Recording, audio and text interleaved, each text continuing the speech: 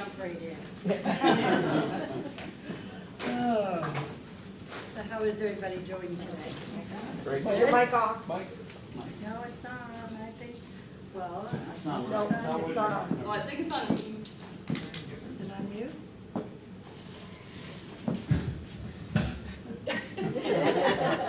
It's red and then it was Yeah. green. Green. Yeah, Green you go. there it is. Ta-da, ta-da. I think it's on now. See? Now that was change, wasn't it? Go from mute to a voice. You know, life is wonderful, and each day we change. And when I was putting this talk together, I was like, what will I like to step into when I first talk about change? And what came up for me was the weather. Now, every morning I pray for sunshine. And last Friday, I got that wish because I went outside with no jacket. And it was beautiful. Do we remember last Friday? I was like, I'm in heaven. And I think what is more beautiful is the change of the trees. The orange, the green, the yellow. And I was like, wow, that really blends into what I want to talk about today.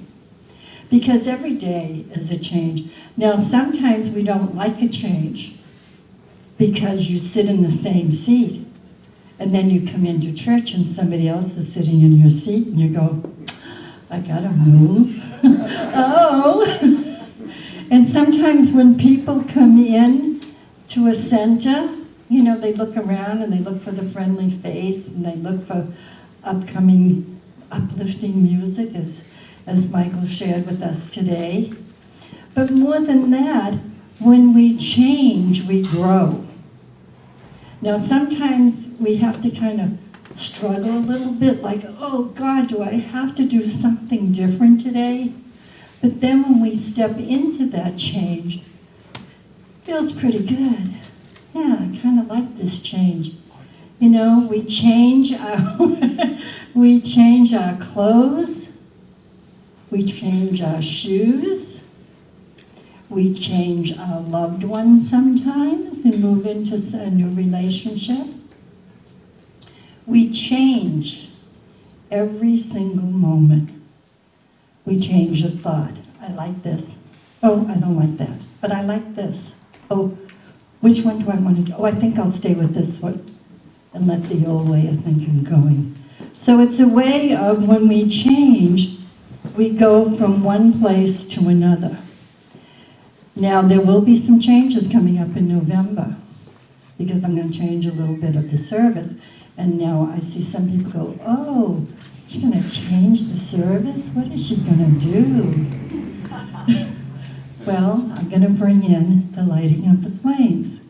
Now, you may not know what the lighting of the flames is, but it's honoring all paths, all religions. It's very sacred, and it's very beautiful. And I know that you'll love it. Some people in the beginning, they went, oh my God, she's going to change something. Oh, no, she's going to change, she's going to change. But then when they saw it, they fell in love with it. And we should have brought this in years ago. So it's a way of sometimes I'm going to tweak the service a little bit. I'm going to change things around. And you might like it and you may not. Well, we won't know until I try it. So that'll be coming in November. Last week I talked about beginnings. With each breath, I create a new beginning. So we're on a new beginning. We're on a new path. You have me as your spiritual director, minister, whatever you want to call me. Just don't call me late for dinner. But it's a way of something new, something exciting. And what I think I love most about this center, this church, is you guys want to grow. Now, I spent this last week, which the board will be hearing about it, and I looked at 3 places that I was told to look at for a new home. And each one in his own unique way is absolutely perfect. One is already rented, one they're remodeling, and one I don't know. because I haven't been able to get an appointment to get in to see it. But each one has its own unique way. Now that'll be a change, right? A new home. But just think about it. If we all come on board in consciousness to be in one place where we can hang pictures or banners, have everything set up. Mark doesn't have to come in at 8 o'clock in the morning and set it all up. It's already done. Plenty of parking, bathrooms, kitchen, classrooms. Woohoo! I'm ready. I'm ready. And I can see that happening because I can get that feeling from everybody that I have spoken to. They were, wow, we want our own new home. We want it in Bremerton. So your homework for this week, which I was going to tell you later, but I'm going to tell you now, keep your eyes open. If you see a place for rent or for lease, write it down. Write the phone number down. Take one of my cards that'll be at the table today. Call me and say, hey Rev, I saw a place for rent. I think it'll be perfect. Can you check it out? Because that's going to be my job, looking for a new home for us. So if I have all of you looking, it makes my job a lot easier. So much easier. So if you'll come on board with me with that and do that, you'll have your homework accomplished by the end of the week. Somebody said, when I said homework, I thought, oh God, I've been out of school for so long, and here I am back in school again, taking 3 classes during the week, being busy, putting a Sunday talk together, plus running around and doing everything else, and I'm like, I need a day off. I need a day off, God. Just one day would be fine.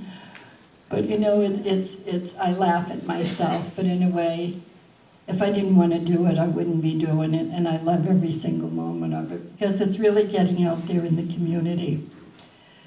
So, do you know that you are the example? You are God's expression. You are the light of the world. Wherever you go, you shine that light. And it's how we greet people and how we show up in life. One thing I love more than anything about Washington is everywhere I go, every store I walk into, every restaurant that I sit down and have a dinner or lunch or breakfast. Hi, how are you today? What can I get you? Oh, did you take cream in your tea? And they're always so friendly. I mean, coming from California, you were lucky you got a hello. Can I, open the door for you. I mean, it's amazing to me, and it feels so beautiful to be in a community that's so loving and so full of energy and passion. You don't get that everywhere. So to me, being here in your home, and you're sharing your home with me, I feel like, whoa, I don't ever want to leave. I want to stay here forever. That's if you'll have me. That's if you'll have me. I have to ask permission, because sometimes I don't know. And when I was doing my homework this week, because I'm in the first class is prayer, meditation, the second is theology, and the third is learning everything there is to know about unity and how things are operated. So that's a lot on my plate. But I didn't realize when I was taking the classes that I was going to have so much homework. I went, oh my God, how long has it been since I've been back to school? But the most amazing thing was, I'm going to share this with you, and I'm going to read it, so please bear with me. And it was in one of the books on prayer. And it says, your light is your power, and when you shine it bright, darkness ceases to exist. Yes, people can drag you down externally, and external circumstances can affect your mood. That's just half the story. Don't forget the other half. You can, with your light and love, lift others up and be a force for good and change in the world. Yes, acknowledging the dark, but don't forget about your light and how sacredly powerful it is. Looking back at history, people that change the world shine their light fully and bright. And it didn't take a lot. These are times when only one person in their full light changed the lives of billions. The same light that shines in them runs in you, each and every one of you. So next time you face darkness, adversity, challenges, negativity, change, remember what you're made of, who you are, and what you can do. And when you embrace all that you are, shine bright fully. Isn't that beautiful? And when I read that, I thought about Martin Luther King. Martin Luther King said, "I have a dream." And he touched millions of lives. Abraham Lincoln freed the slaves. Freed the slaves. And when I thought of those two incredible giants of the world, I thought, how can I make a difference in the world? What can I do that would be so profound that people would remember? And then I thought of something that somebody told me at my ordination when I was ordained at CSL. And they said, "Linda, you do not realize how many lives you touch by the love that you are." He said, "Look around the room. There's almost 200 to 300 people here honoring you for the difference you made in the world." Now, I did not know that because I'm not somebody that, how can I say it, goes out and does something and I want recognition. No, that's not who I am. I just show up and be who I am. And I share the love that's in my heart.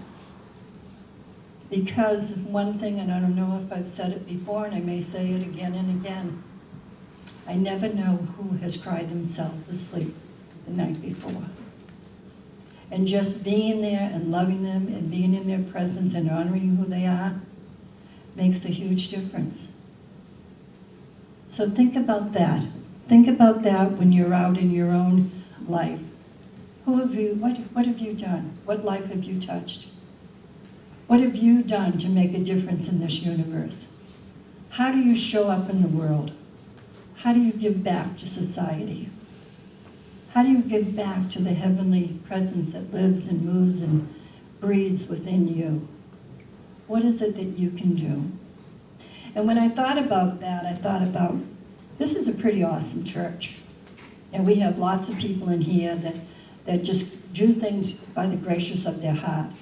But there's always room for one more to show up. One more. Maybe you could help out in hospitality. Maybe you could be a greeter, an usher. Maybe you can help out with technology. Maybe you can step out of your comfort zone and say, how can I serve? What can I do in my home community and make a difference? Think about that. Now, I'm not putting pressure on you, don't misunderstand, but just think about it. Maybe somebody else can do something. They can sit down and enjoy, and then you can do their work. Now, I don't say this to put any guilt on anybody. I don't say this to say, oh, you're not doing enough. No, don't misunderstand me. I'm just saying it because that's who we are here in this congregation. We give, and we give, and we give. And we give because we love to give, right? Right? I think everybody in here has stepped up to the plate many, many times. So it's a way of just honoring yourself and saying, thank you. How can I serve? There is a mystical principle that says, your word is law, meaning what you say is what it is. This is critical to understand the real change. You must take yourself seriously, for yourself surely knows if you do or you do not know. You are not a drop in the ocean, you're the whole ocean. Whew. That's really something to think about. I'm the whole ocean. I'm not just a drop. We, as individuals, think about it. We are the world. And what we think about the world is how it shows up in our life, right? always set our intentions every morning. Today's going to be a great day. Oh, today I don't want to get out of bed. I want to stay in bed all day. And I do that. I honor that once in a while. I'll say, oh, maybe instead of getting up at 7, I can sleep till 9. That's honoring yourself. So always remember that you are the presence of God. God is the ocean as well as everything else, and we are God in expression. So say with me, I am equal to every possibility put before me. I am equal to every possibility put before me. All that God is, I am. All that God is, I am. God and I are one and the same. God and I are one and the same. Do you believe that? Yes. I sure hope so. For me, I know without a doubt you are God, and all is well. Ernest Holmes says, creation is eternally flowing. Change is always taking place. That which is changeless, I let go, and I let God be God in me. So what does that mean for me? It means greatness on demand. Greatness on demand. I'd like to share a prayer with you today that I read in the Creative Word in 2018 on page 75. So if you feel comfortable, just close your eyes and just go within and just listen to the words that I'm saying. Listen to my voice. Take a deep breath. Just relax into this present moment. Know there is only one power, one presence in the universe, and within me, God the good. As I hold this truth in my heart and contemplate its many meanings for me, I think about the power of God within. I am lifted in spirit above any negativity or worrying concerns, knowing I have divine power to accomplish any goal, to do whatever is mine to do. Divine peace is at the core of my being and sustains my sense of balance and well-being. In any difficult I may face, I affirm. I let go, and I let God be God in me. And in this act of letting go, I attune to my divine nature, and I allow full expression of my potential. So I take a deep breath, and I breathe into the silence.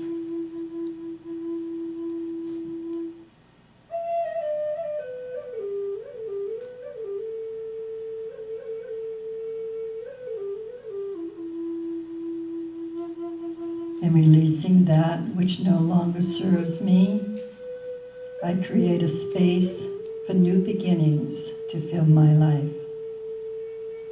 I am open to greater good. I am equal to every possibility put before me. Every day holds the possibility to change. God is all good and active in everything and everywhere. I am naturally good because God's divinity is in me and in everyone.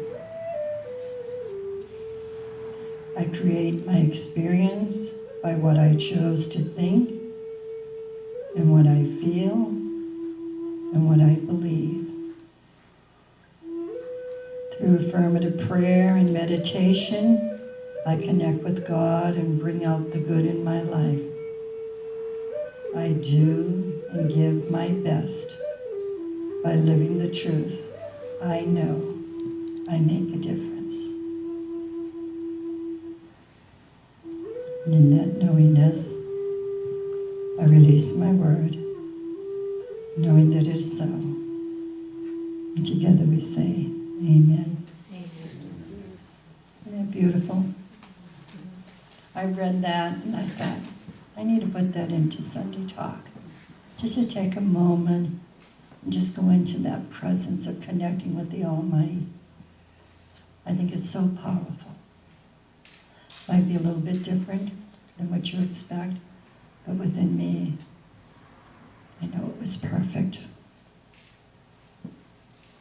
So metaphysical change happens when we set our clear intention.